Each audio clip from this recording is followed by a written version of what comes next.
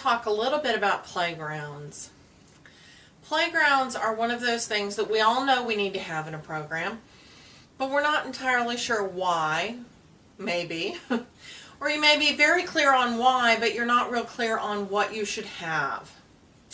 So let's talk about it a little bit. You want to have use zones, which are basically the outdoor equivalent of learning centers.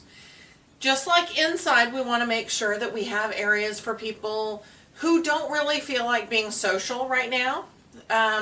Areas where one or two children can play by themselves quietly. You also want areas where it's real obvious what you're supposed to do. Inside, we end up having problems with circle time rugs and other areas that look very similar to wrestling rings. Children know what wrestling rings are for. It's almost as if it's in their genetic code. So if there's a large open area, especially if it's padded, then obviously this is where we roughhouse. Outside, you have similar things. If there is a large grassy area that's about 50 to 100 yards long, that's obviously where you run around and you play chase games. So if the only area you have that's open like that is concrete or asphalt, you're going to end up with a lot more injuries. So think about what you can do to address those issues. Inside, we look for those wrestling rings, and we also look for race tracks. Areas that have a straight line of vision, so they look exactly like a 50-yard dash. Outside, the problem is not so much that we're telling them to do gross motor things that aren't appropriate, but it's that we're not telling them where the edges of those gross motor things are. So when you're designing a playground or when you're revising a playground, make sure that you have ways to indicate where the end of a certain use zone is. Haven't defined use zone yet. Let me think about it.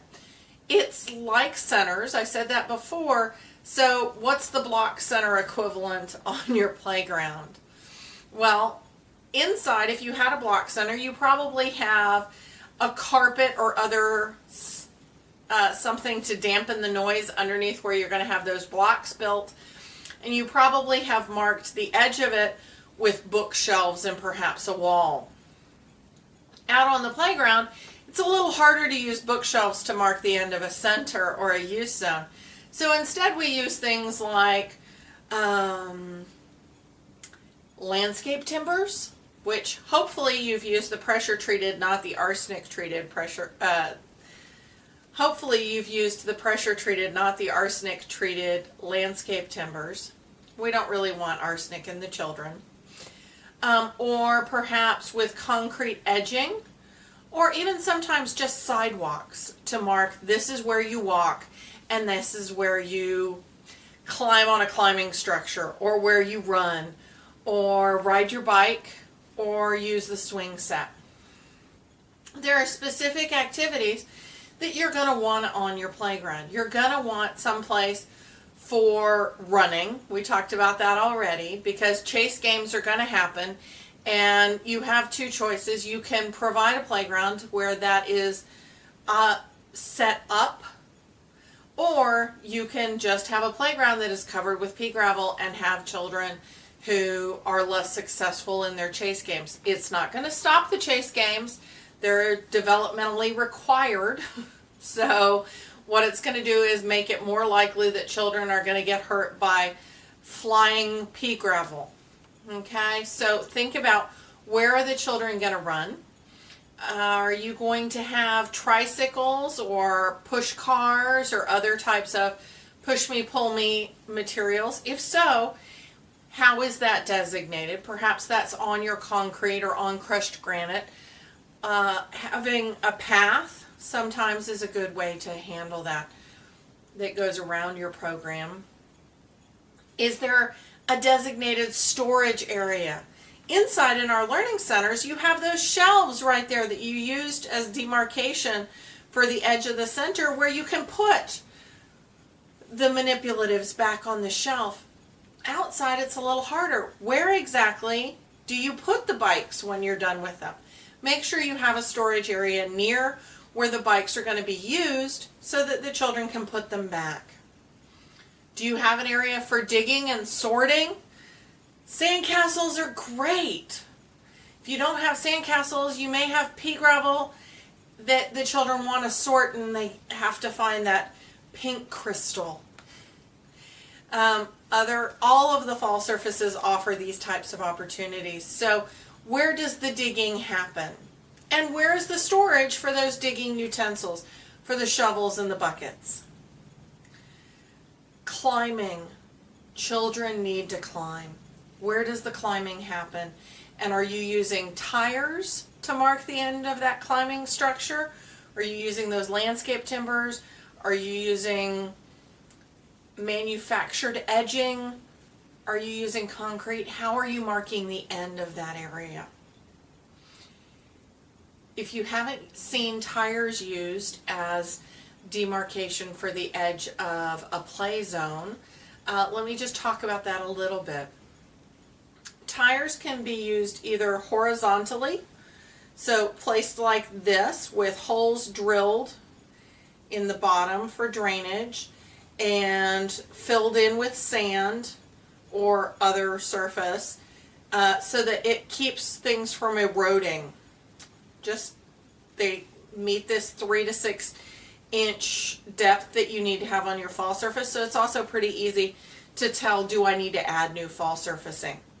The other way is to put it in vertically. When you put it in vertically, you're going to have to dig the tire down so that you only see about half of it. The other half is going to be submerged below, as you would expect. And again, there's going to be a hole drilled down here at the bottom, or a couple of them for drainage, so that you don't have mosquito issues. And then you end up with several of these tires, one after the other, and you can end up with something that looks kind of like an inchworm or something like that, which is fun for the children to climb on and things like that, but it also makes a nice barrier to demark the edge of a play zone. So make sure that you have quiet areas, areas for small groups, areas for that running, and areas for climbing, and that it's easy to tell where all those things are going to happen on your playground.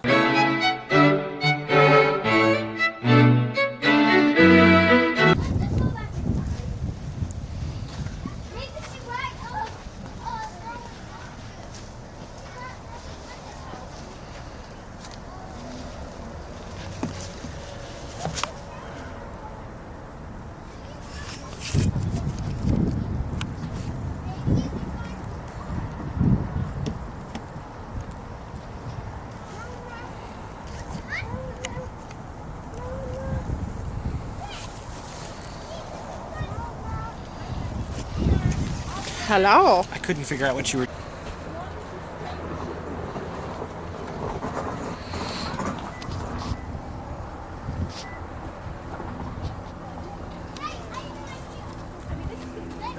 Be sure to get this. What is our chicken wire gap? Oh, yeah. Okay, yeah. I mean, it's better than it was, but that's not very hard to do.